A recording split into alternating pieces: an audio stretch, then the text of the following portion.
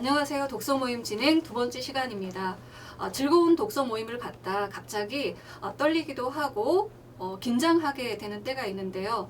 내가 모임의 진행을 맡은 때가 아닌가 싶어요. 독서 모임 진행에 정해진 규칙은 있지 않고요.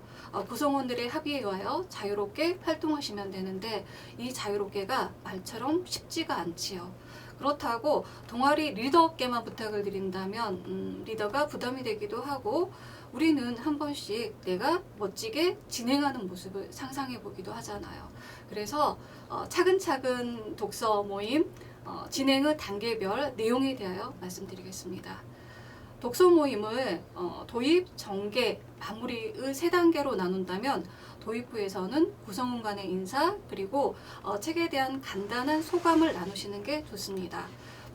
책의 내용에 본격적으로 들어가기에 앞서 책의 표지 그리고 제목 또 표지의 그림과 글씨체까지 꼼꼼하게 훑어보는 게 좋고요. 구성원의 책에 대한 첫인상은 개성적인 표현과 또 개성적인 시각을 들을 수 있는 기회이기도 합니다. 박정섭 작가의 감기 걸린 물고기라는 책을 예로 든다면 감기 걸린 물고기?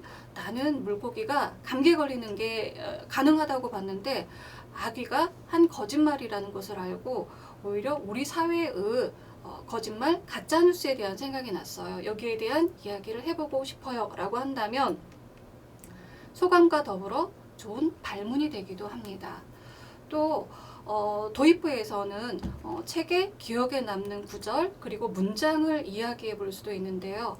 만약에 시집이라면 내가 가장 기억에 남는 시를 낭독하는 것도 좋겠죠. 제가 시를 한 편 소개할 텐데 제목을 한번 맞춰보실래요? 그냥 죽는 것이다. 길거리나 사람들 사이에 버려진 채 반짝이는 마음의 보석들. 시가 조금 바뀌었을지도 모르겠어요. 꼭 찾아보시고요. 이 시를 듣고 아이들은 직접적으로 동전, 비유적으로는 양심, 봉사활동이라는 제목을 이야기했고요. 제가 기억에 남는 제목은 한 아빠의 빈병이라는 제목이었습니다. 사람마다 생각의 포인트가 다르고 언어를 받아들이는 온도가 달라서 같은 시를 읽고도 서로 다른 제목을 이야기하기도 합니다. 사람마다 감동의 부분도 모두 달라서 감동을 느끼는 이유를 이야기하게 되면 작가의 작품 세계뿐만이 아니라 그 사람의 세계와도 만나는 경험을 하게 됩니다. 아까 소개해드린 시의 제목은 나태주 시인의 시라는 시입니다. 이제 전개 부분에서는 독서 모임의 가장 긴 시간이 전개 부분인데요. 책에 대한 정보와 또 저자에 대한 정보, 책의 이해, 그리고 분석, 비판의 과정인데요. 작가에 대한 소개와 책에 대한 간단한 정보는 책의 표지에 있기도 하지만 맨 뒤에 연보를 보면 더 많은 그리고 풍부한 책의 이야기를 할 수 있습니다. 세계 3대 문학상 중에 하나인 콩쿠르상의 75년 수상작 자기 앞의 생은 출판사도 원작자가 누구인지 몰라 광고로 차기까지 합니다. 그런데 작가가 수상을 거절하자 콩쿠르는 탄생과 죽음이 그러하듯이 콩쿠르상은 수락할 수도 거절할 수도 없는 것이다. 여전히 수상자는 에밀 아자르다라고 밝혔습니다. 콩쿠르상은 작가가 일생에 단 한 번밖에 받을 수 없는 상인데요. 이미 하늘의 뿌리로 콩쿠르상을 받은 로맨가리는 자신이 죽은 후에야 에밀 아자르의 삶과 죽음을 통하여 본인이 에밀 아자르라는 것을 밝힙니다.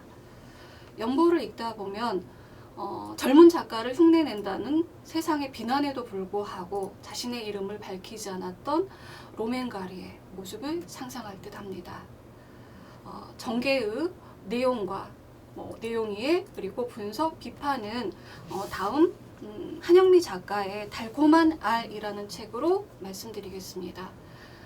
한영미의 달콤한 알에서는 우리미와 현아의 미대 입시 부정과 가정 불화에 대한 이야기가 펼쳐지는데요. 우리미는 미술 실력이 뛰어난 우리미는 미술 실력이 걸음마 수준인 현아가 뛰어난 발상을 하고도 그림으로 표현할 수 없는 것을 속상해하는 걸 듣습니다. 그리고 그 뛰어난 아이디어를 자신의 그림에 가져와 완성도를 높여야 할지 고민을 하지요. 이 대목에서 나라면 어떻게 할까? 그리고 또 이 상황이 현실적으로 개연성이 있는가? 또 모든 남의 아이디어를 가져다 쓴다는 것은 부도덕한 일인가? 등의 질문으로 책에서 비롯하여 현실적인 사건에 대한 비판적인 이야기를 나눌 수도 있습니다. 또 한 권 유현준 작가의 어디서 살 것인가를 보면 유현준 작가는 학교 건물에 대한 이야기를 언급했는데요. 학교 건물을 저층화하고 분절화하여 스모프 마을처럼 지어야 한다고 주장합니다. 여러분은 여기에 공감하시나요? 아니면 어떤 이유로 공감하지 않으시나요? 천천히 책을 읽다 보면 책의 부분 사건들과 작가의 견해와 만나게 되고 또 이것을 토론하다 보면 작가가 전하는 큰 메시지가 보입니다. 그러면 우리는 이것을 맞아 수용하는 입장과 작가는 이렇지만 이 부분에 대하여 나는 다른 생각이 있습니다. 비판적인 시각 그리고 또 다른 해결책까지 제시를 하기도 하는데 이게 전개 부분에서 진행이 됩니다. 책의 내용의 이해와 분석 그리고 비판하는 토론 과정 자체가 내면화라고 할 수 있는데요. 더 나아가 소감문을 쓴다든가 에세이 그리고 가장 부담이 없게는 구성원의 발언 중 기억에 남는 것을 기록한다면 내면화의 다른 좋은 예가 될 수 있습니다. 벌써 독서 모임 마무리 단계인데요. 마무리 단계에서는 오늘 모임에서 가장 기억에 남는 점 그리고 다음 선정 도서에 대한 이야기 그리고 다음 시간 진행할 사람과 발제자를 확인하는 것으로 마무리하겠습니다. 자, 용기 있게 다음 시간 독서 모임 진행을 부탁드려도 될까요?